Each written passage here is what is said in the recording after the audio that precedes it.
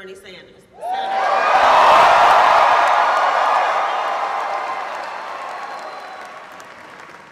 I realize that I'm the only thing standing between you and Senator Sanders, so I will be quick.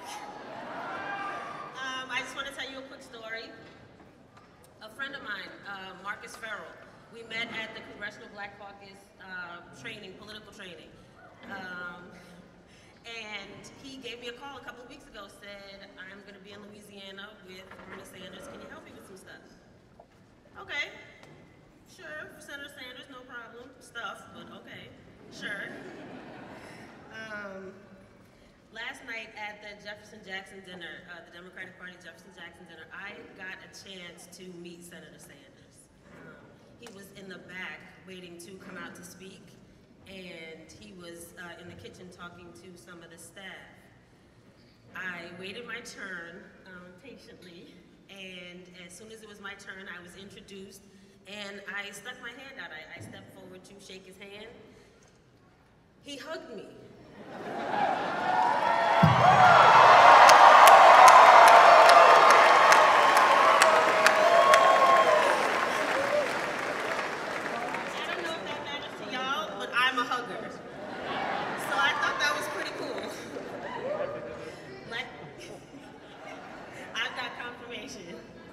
Like I said, I will be brief.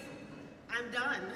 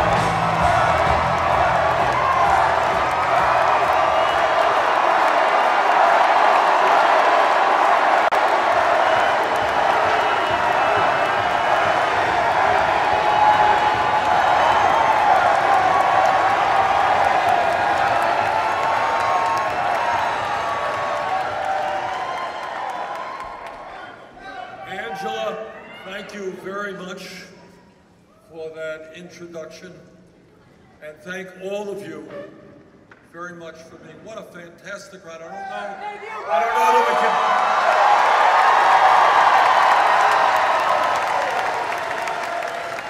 don't know that we can squeeze any more people in here. Thank you so much for coming out. Some people told me that Louisiana was a conservative state. Guess not.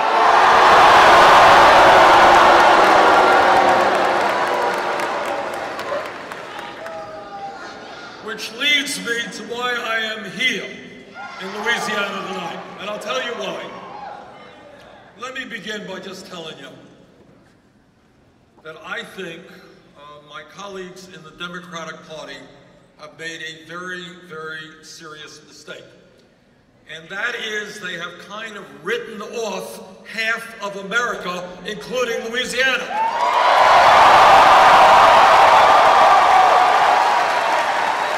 And I'm here to tell you that the time is now for us to fight in 50 states in the country,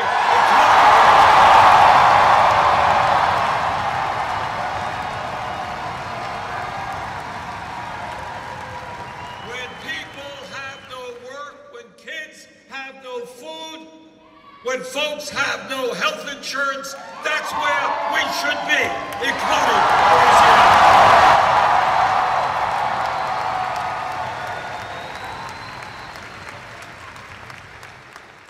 I want to begin by telling you something that no other presidential candidate will tell you.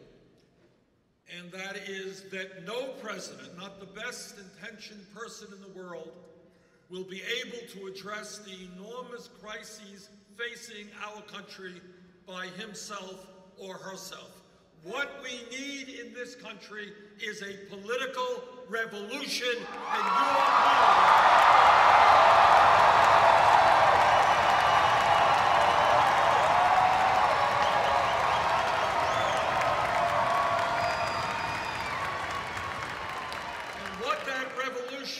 Is about is the American people from Louisiana to Vermont, from the north to the south, say loudly and clearly that this great country of ours, our government, belongs to all of us, not just a handful of billionaires.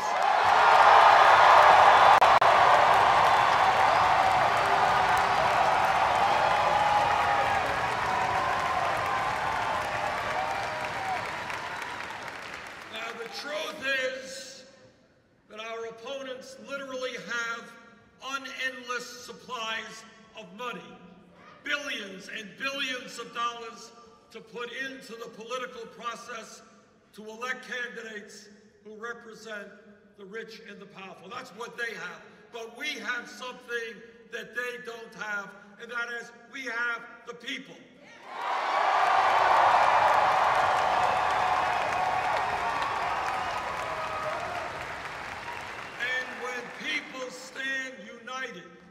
Which is the history of change in America.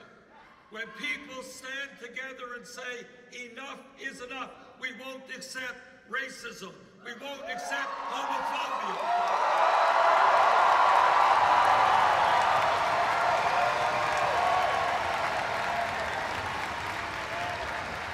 We won't accept sexism.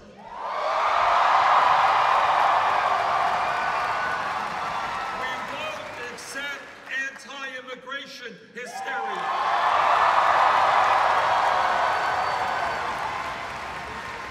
When we stand together, there is nothing that we cannot accomplish.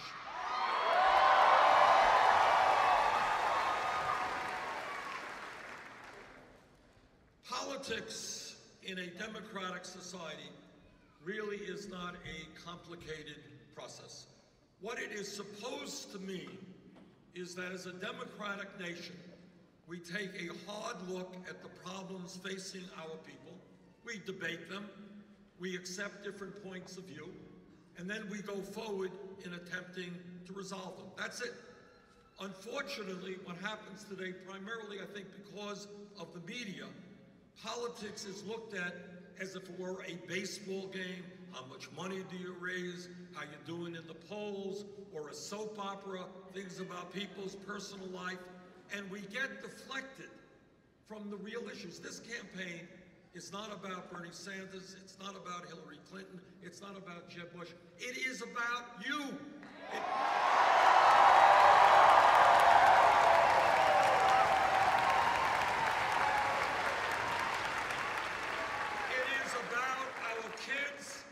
And Jane and I have 4 great kids and 7 beautiful grandchildren. It is about our parents.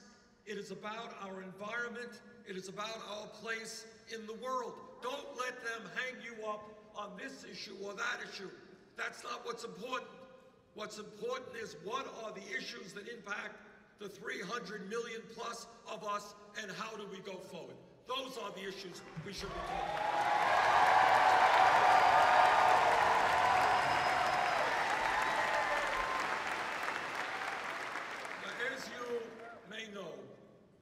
Our campaign so far is surprising a lot of people, and a lot of them.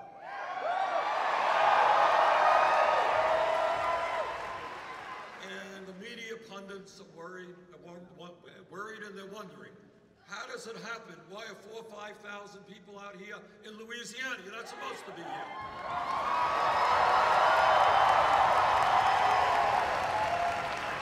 Why were 11,000 people out a week ago in Arizona, in Phoenix? And the answer, I think, is that people are catching on that there is something fundamentally wrong with the way we do economics and politics in America today.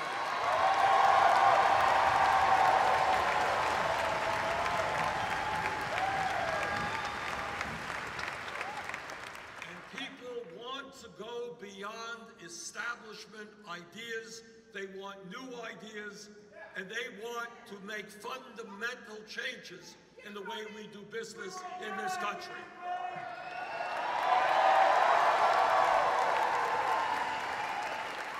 People understand that since 1985, there has been a huge redistribution of wealth in America. You know, my Republican colleagues get very nervous. They start shaking when you talk about redistribution of wealth, because all the rich guys are worried that we're going to take their money.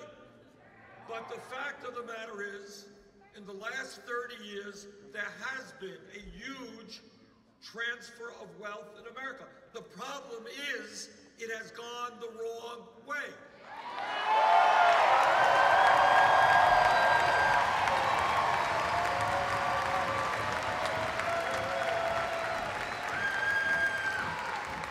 Trillions of dollars have flown right from the heart of the middle class and working class families right up to the top 1/10 of 1%. And you know what we are going to do together? We're going to reverse that flow back down.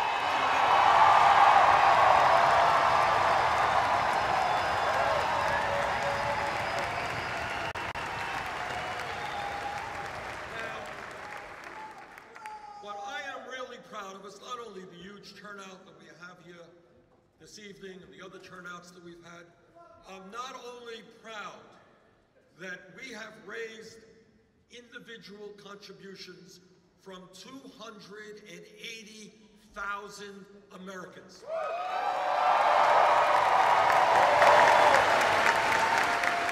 And do you know what the average contribution was?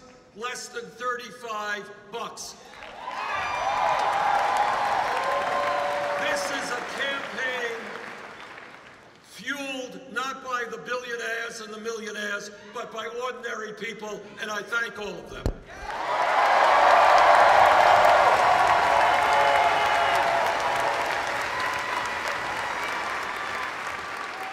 This Wednesday night, in fact, we're going to do something we think is unprecedented.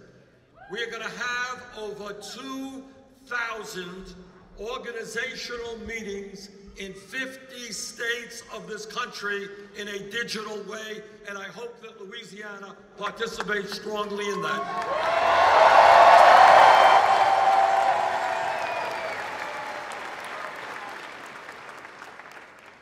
What I want you to do is to develop a world vision which does not think small. Don't get caught up in the debate that says, well, it's unfortunate the United States of America is a poor country, you know.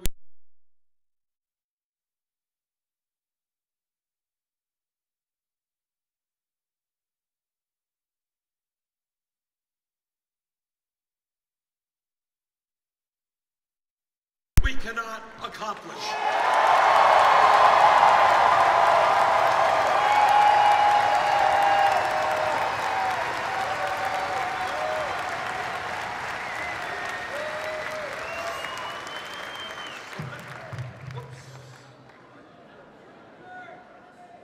Let me just touch on a few of the issues that I think are important. At the top of my list is the issue of income and wealth inequality.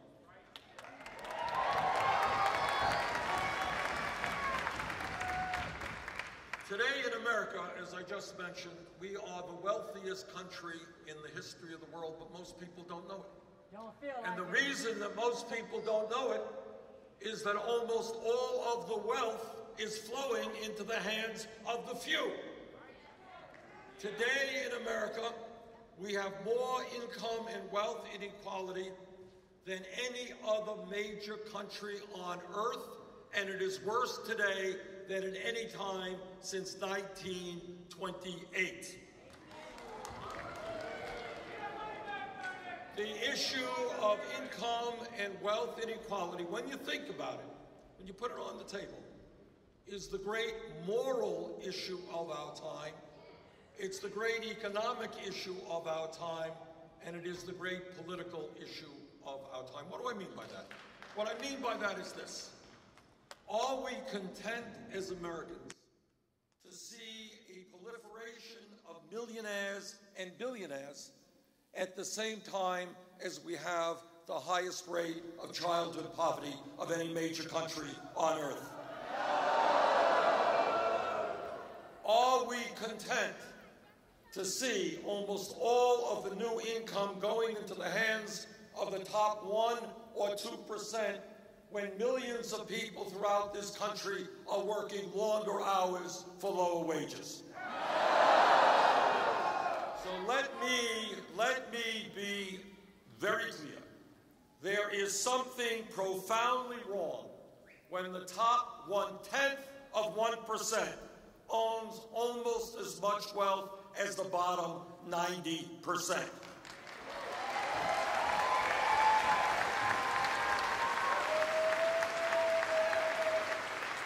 There is something profoundly wrong when one family, the Walton family of Walmart, owns more wealth, one family, than the bottom 130 million Americans. There is something profoundly wrong when in the last 2 years, the wealthiest 14 people in America saw their wealth increase by $157 billion in 2 years, more wealth than is owned by the bottom 40% of the American people. This grotesque level of income and wealth inequality is immoral, it is bad economics, it is unsustainable, it is un-American, and together we're going to change that.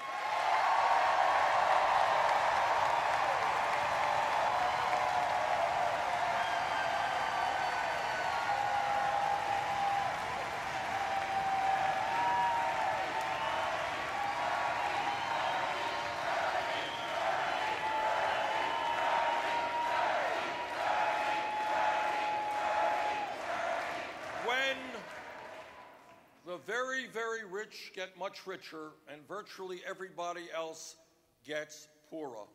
That is a rigged economy, and that economy is going to change. We are going to create an economy that works for working families and not just the super wealthy.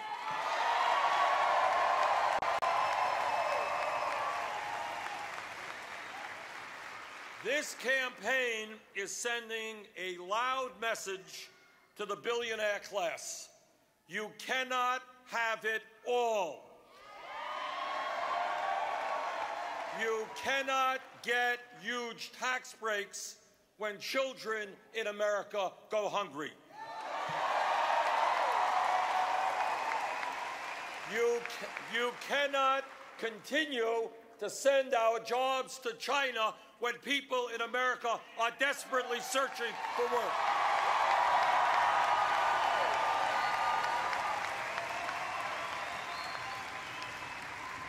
You cannot hide your profits in the Cayman Islands and in other tax havens.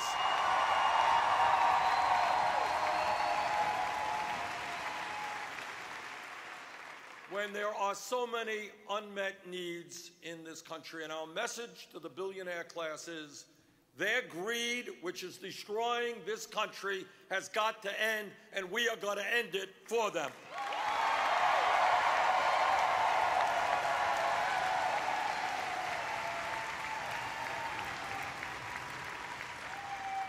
But when we talk about the economy, we are not only talking about the grotesque level of income and wealth inequality. What we are also talking about is the tragic reality that for the last 40 years, the great middle class of this country, once the envy of the entire world, has been disappearing.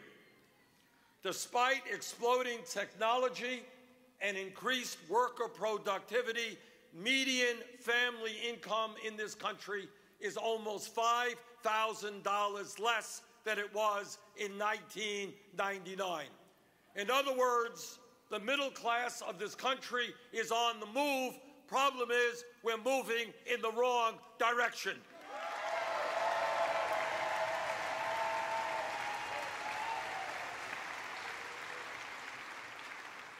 Brothers and sisters, in my state of Vermont, and I know it's true here in Louisiana, it is not uncommon for people to be working not just one job, but 2 jobs, 3 jobs to cobble together some income and some health care.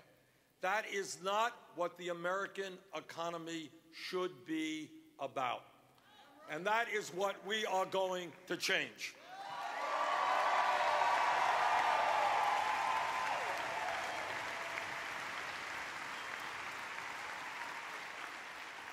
And when you talk about the economy, it's important to talk about issues of unemployment. And let me tell you something that you don't hear much about. When you read the papers once a month, you get the official U.S. unemployment rate, which is now about 5.3%. That's the official rate. But what you may not know is the official rate does not include those people by the millions who have given up looking for work, and more importantly, the many millions who are working part-time when they want to work full-time. You add all of that together, real unemployment is well over 10%, not 5.3%. And the other issue I want to raise is an issue that almost nobody talks about. One of the fun things about running for president, and there are a few, is that you have the opportunity to raise issues that have just been swept under the rug. And here's one, and it's a real tragic issue. We don't talk about it at all. And that is the crisis of youth unemployment. All right. Good. All right. So some of you do know something about it. And let me tell you what I mean by that. What a recent study showed is that for kids who graduated high school, who are between the ages of 17 and 20, if those kids are white, their real unemployment rate is 33%. If they are Hispanic, 36%. If they are African American, the real unemployment rate for those young people is 51%.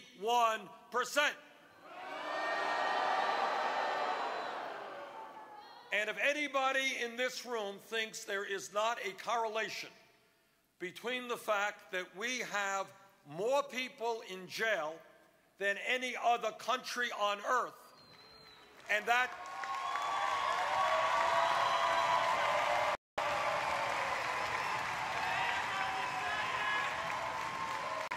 we got more people in jail and we got youth unemployment of 30, 40, 50%.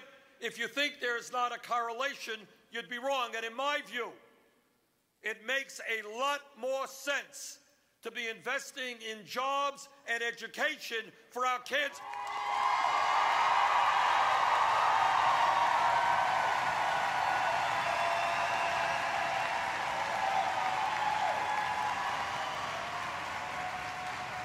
We should be investing in jobs and education, not more jails or incarceration.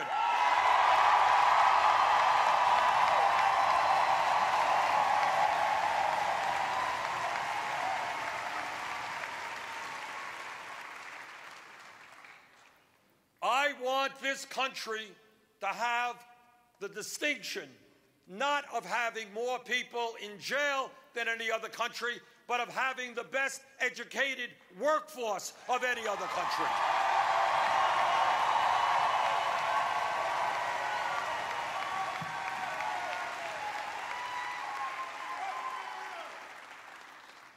And when we talk about the economy, it's not just income and wealth inequality. It is not just outrageously high rates of youth unemployment. It also is the fact that in Louisiana, in Vermont, all over America, millions and millions of people are working at totally inadequate wages.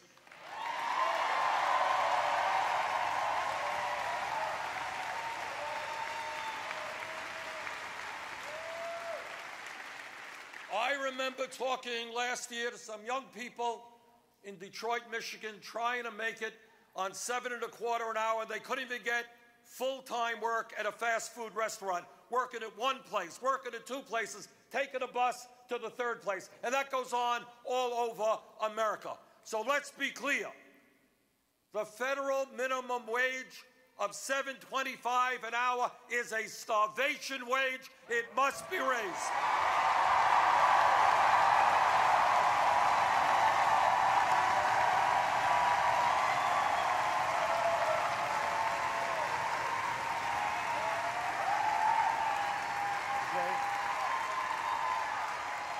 We need a minimum wage, which is a living wage, which is $15 an hour over the next several years.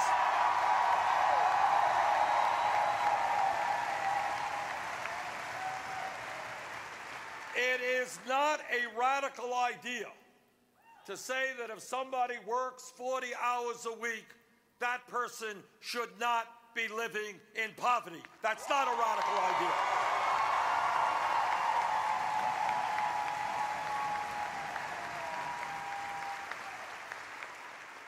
A couple of months ago, I was in Iowa, and I was talking to people at a farmer's market. A guy was telling me that at the end of the farmer's market, they take the produce that was not sold and they donate it to an emergency food shelf. And I asked him, I said, well, how many people who go to the emergency food shelf actually are working, you know? And he said 90% of the people who go to the food shelf. All over this country, you have people who are working 40 or 50 hours a week. They're not earning enough money to feed their families. That has got to change.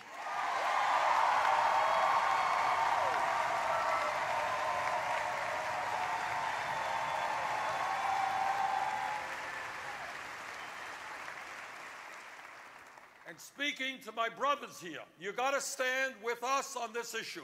Women today make 78 cents compared to what men make. We must fight for pay equity for women workers.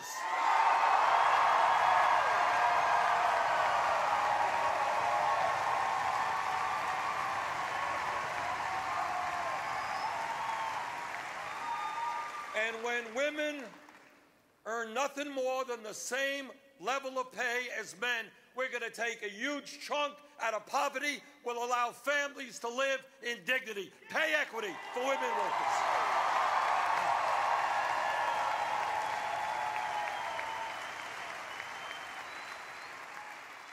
Now, all over this country, my Republican colleagues talk about family values. You ever hear them talking about family values? They just love families. Just love them. But all of you know what they mean when they talk about family values. This is what they mean. They say that the women of America cannot control their own bodies. I disagree.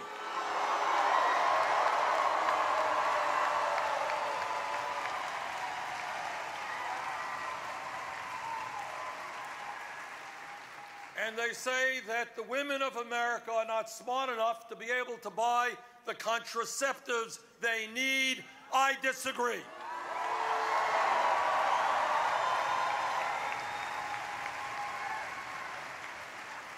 And their understanding of family values is that our gay brothers and sisters should not have the right to get married or enjoy the rights of other Americans. I disagree.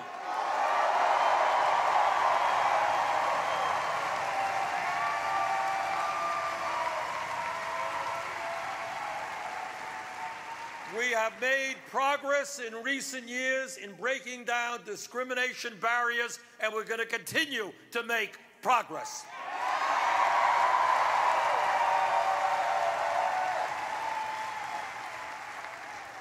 Now, as somebody, as I mentioned, has 4 kids, 7 grandchildren, and has been married for 27 years, I believe in family values. They're just a little bit different than my Republican colleagues.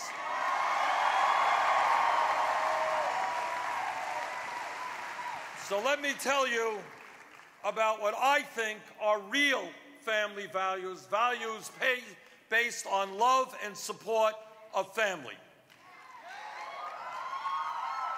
First, the United States of America must end the international embarrassment of being the only major country on earth which does not guarantee workers paid medical and family leave.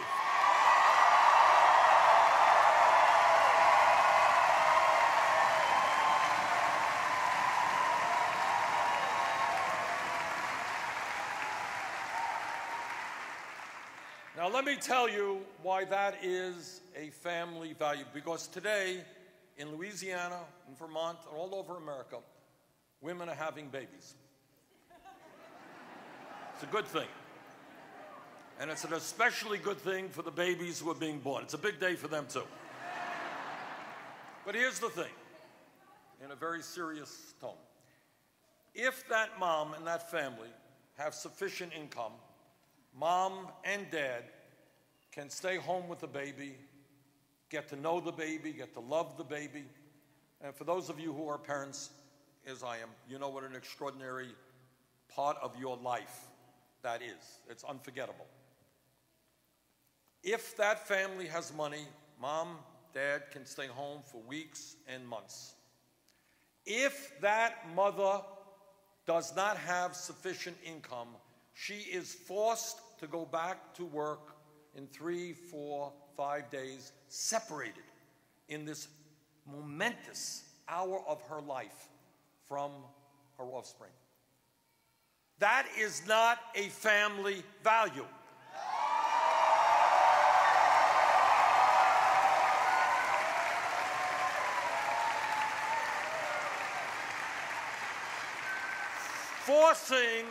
Forcing for economic reasons a mother to go back to work and separate her from her baby is not something that should take place in America. And that is why, if elected president, we will have 3 months of paid family and medical leave.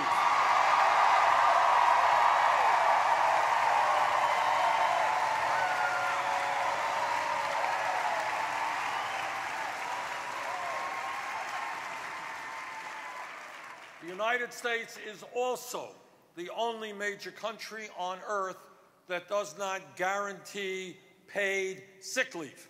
Now, I don't know about you, but I travel around a lot and I go to a lot of restaurants, and I would very much prefer not to have somebody who has the flu or some contagious disease handling my hamburgers.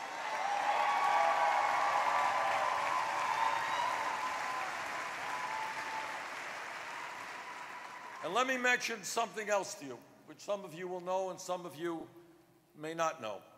And that is, as a result of the collapse of the American middle class, in order to get by, to earn enough money, the American people are now working the longest hours of any people in a major industrialized country.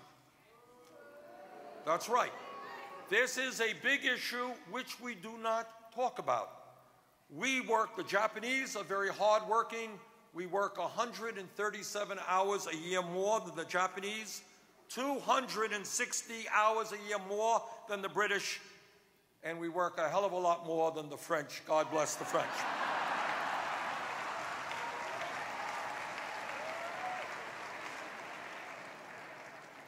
But here's the point, and it's a very serious point. Some of you remember when we were in high school and we read our high school history books. You remember seeing these big pictures of workers in the early 1900s marching down the street. And they held these huge placards and these banners. And the workers said, in 1915, in 1910, they said, "We are not beasts of burden. We do not want to work 60 or 70 hours a week. We want time off for our families. We want education. We want leisure time. That was 100 years ago. Today, unbelievably, 85% of working men and 65% of working women work more than 40 hours a week. And for many workers, they have zero vacation time. So I think that every American worker is entitled to at least 2 weeks paid vacation.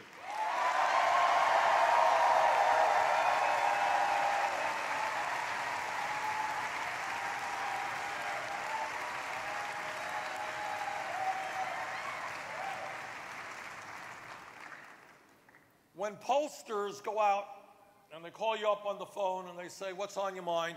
usually the answer is jobs. We're worried about jobs. Why are people worried about jobs? They're worried about jobs because they know that unemployment is high. They know that if they're 55 years of age, they can walk into work tomorrow and find their job replaced by somebody half their age and half their wages. That is why we need a massive federal jobs program to rebuild our crumbling infrastructure.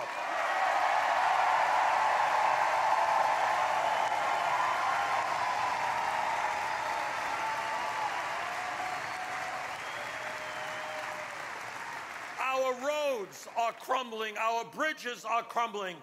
You know about water systems here in Louisiana.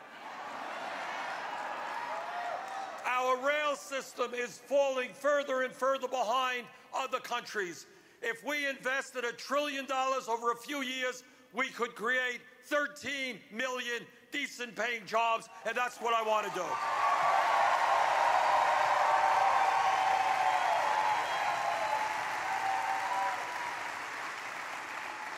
And by the way, the time is long overdue to take a hard look at our trade policies. NAFTA, CAFTA, permanent normal trade relations with China have resulted in the loss of millions of decent-paying jobs. We need a trade policy which demands that corporate America invest in this country, not other countries around the world.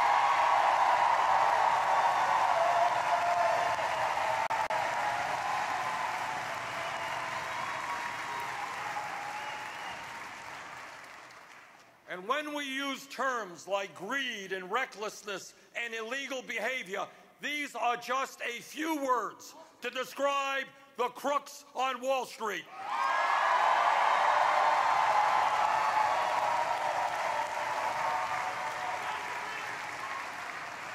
We bailed out Wall Street because the major banks were too big to fail. Most of them today are a lot bigger than they were when we bailed them out because they were too big to fail. We need to bring back Glass-Steagall legislation.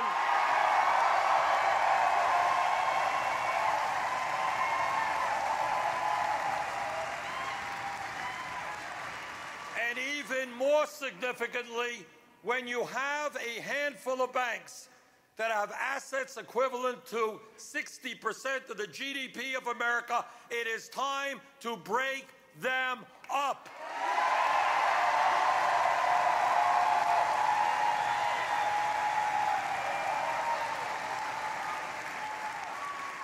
If a bank is too big to fail, that bank is too big to exist.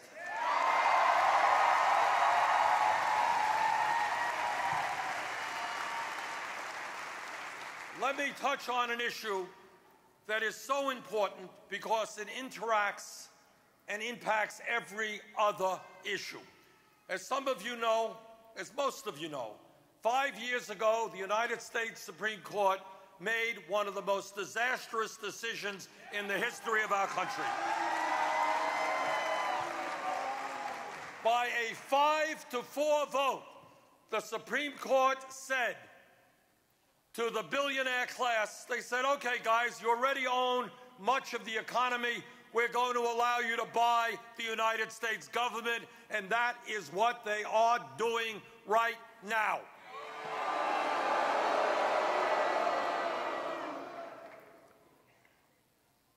I have not made many promises during this campaign, but here's one I will make to you, and that is no nominee of mine to the United States Supreme Court will go forward unless that man or woman makes it loud and clear that they will vote to overturn Citizens United.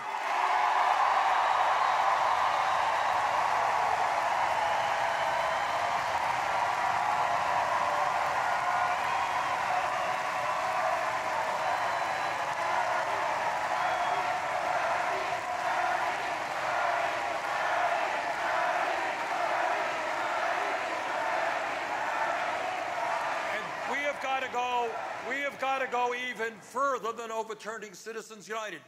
I want to see this country have a strong and vibrant democracy. I want to see us have one of the highest voter turnouts in the world, not one of the lowest voter turnouts. And I want people in this room and people who have different points of view, I want them to be able to run for political office without having to beg wealthy people for campaign contributions.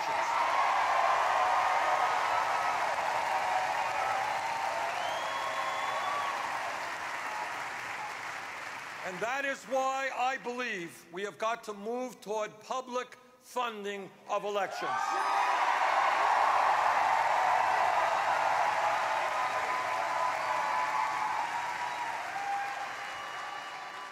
In this election cycle alone, the Koch brothers, the second wealthiest family in America, this one family is going to spend close to $1 billion electing candidates to make the rich richer and everybody else poorer. The amount of money that this one family is going to be spending in this election cycle is more money than either the Democratic or Republican parties will be spending. When you have one family spending more money than either of the two major parties, brothers and sisters, you're not looking at a democracy, you're looking at an oligarchy.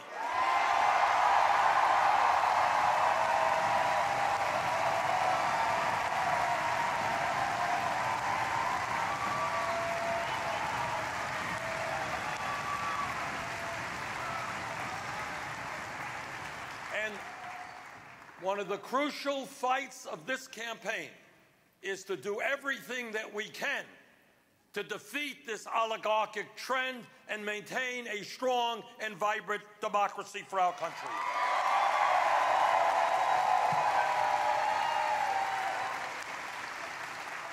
When we talk about the issues facing this country, all of us must be aware that we are living in a highly competitive global economy. And if we are to succeed, we need the best educated workforce in the world.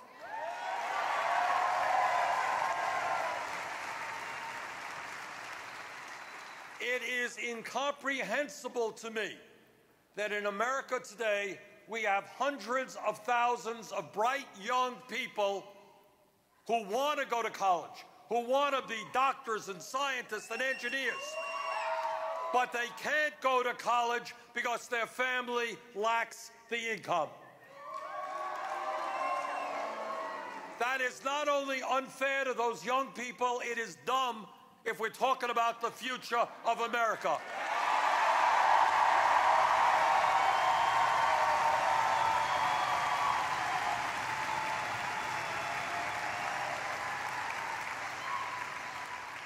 And that is why I have introduced legislation which would make every public college and university in America tuition free.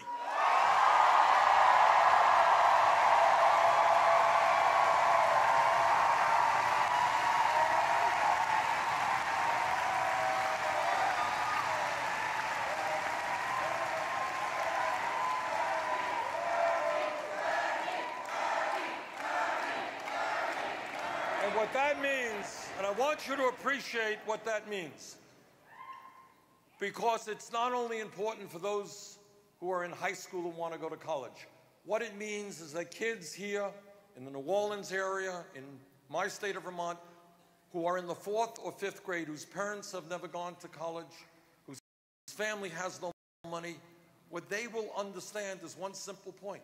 If they study hard and they do well in school, they will have the opportunity to get the education they need.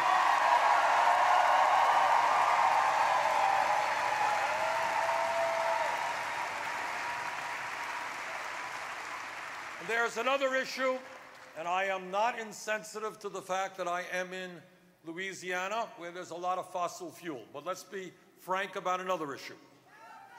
And that is, in terms of climate change, the debate is over.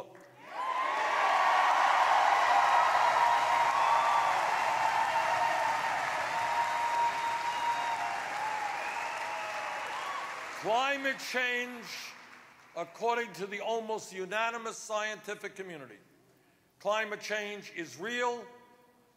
It is caused by human activity. It is already causing devastating around.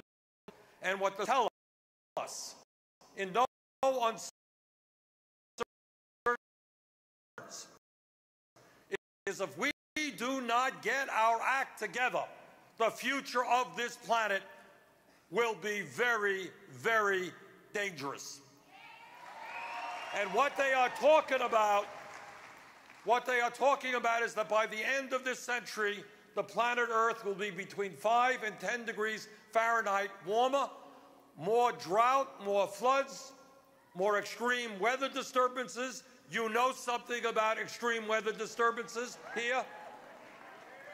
More rising sea levels, more global conflict as people fight for limited natural resources. We have the moral responsibility to lead the world in transforming our energy system away from fossil fuel.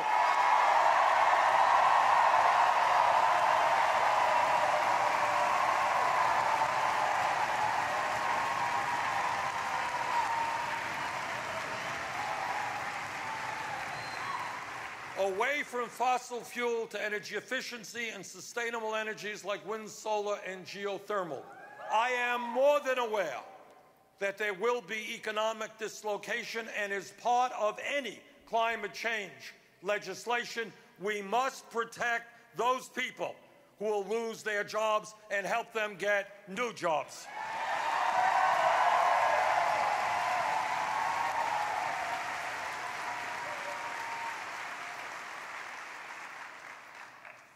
Some of you know, and some of you don't, that there is one major country on earth that does not guarantee health care to all people as a right.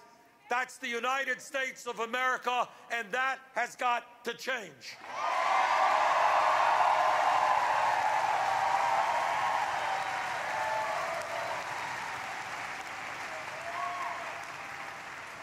I live in Burlington, Vermont. It's about an hour away. We got a few Burlingtonians here, okay. It's an hour away from Canada. In Canada, everybody has health care. In the UK, everybody has health care. In Germany, everybody has health care. Throughout Scandinavia, everybody has health care. In the United States of America, everybody should have health care as a right.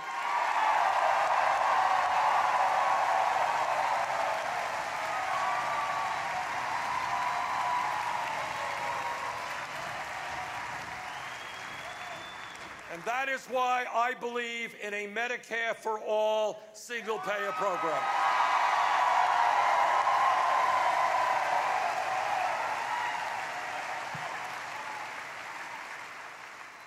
Okay. Let me conclude by telling you that what you already know. Change does not take place without struggle. Frederick Douglass, the great abolitionist, said freedom is never given to anybody. It has to be struggled for. And we should be very proud that in the last many years, we have made great progress in civil rights, in women's rights, in gay rights, in disability rights. But all of us know the struggle continues. When an African-American woman gets yanked out of her car, thrown to the ground,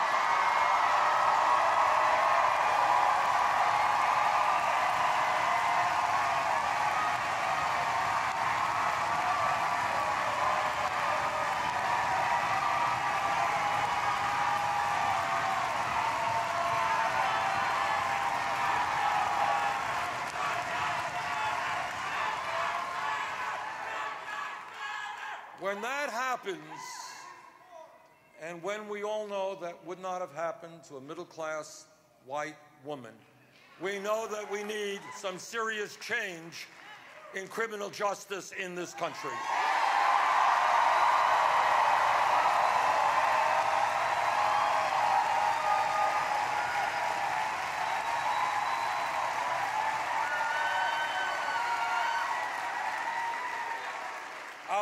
I was a mayor for 8 years, and I worked hard with the police, and anyone who thinks being a police officer is an easy job is pretty mistaken. It is a tough job.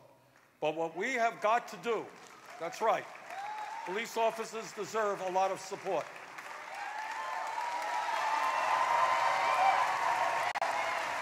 But what we have got to do is to make sure that our police departments are part of the community, are not seen as oppressors in the community.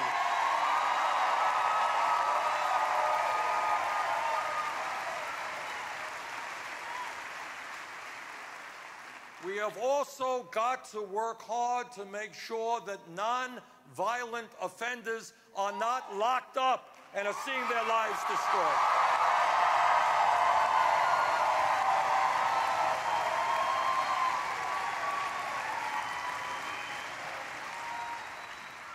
When we talk about bringing our country together, we have also got to recognize that there are 11 million undocumented people in this country.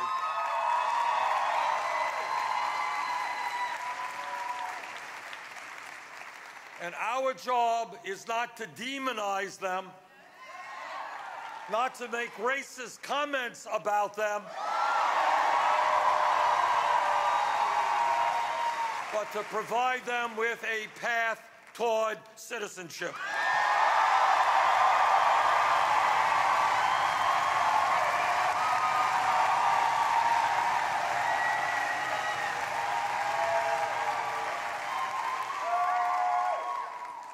As I said earlier, this campaign is not about me. This campaign is about you and 300 million other Americans. And what I've also said time and time again, no president can do it alone. We need a grassroots political movement of which I hope you will become part of.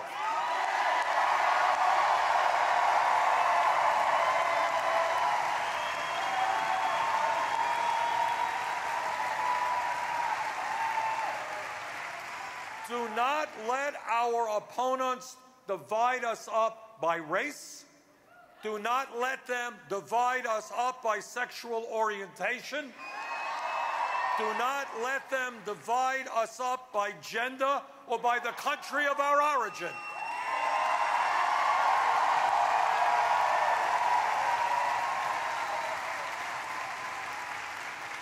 If we stand together, I want to just conclude by reminding you of something. A couple of years ago, I was way up in northern Vermont, and I was at a meeting which was sponsored by a veterans organization to honor the men and women who fought in World War II. And it was a very moving experience. And by the way, when we talk about issues, as the former chairman of the Senate Veterans Committee, I hope you all agree with me that we are never going to balance the budget on the backs of the men and women who put their lives on the line to defend us.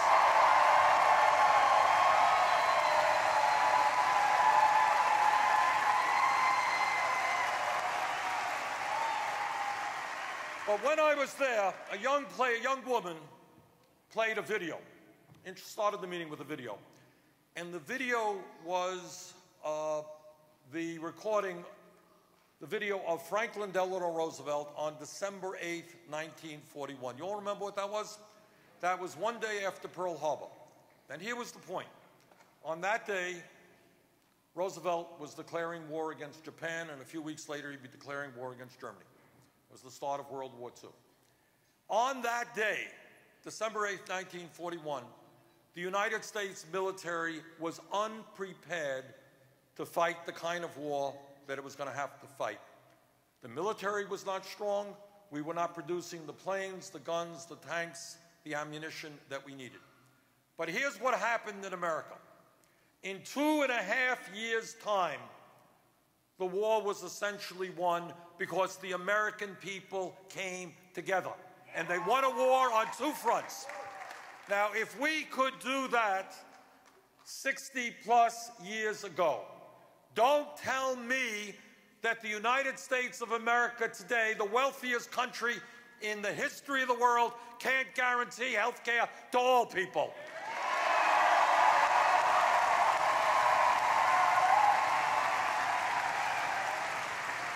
Don't tell me that when mom and dad go to work, they can't know that their kids are in the best child care system in the world.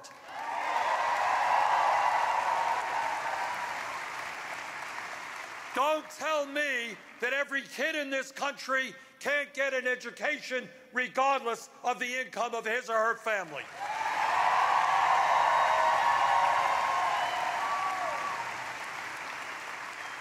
Don't tell me that we can't expand Social Security so that all of the elderly and the disabled have at least a minimal standard of living to exist on.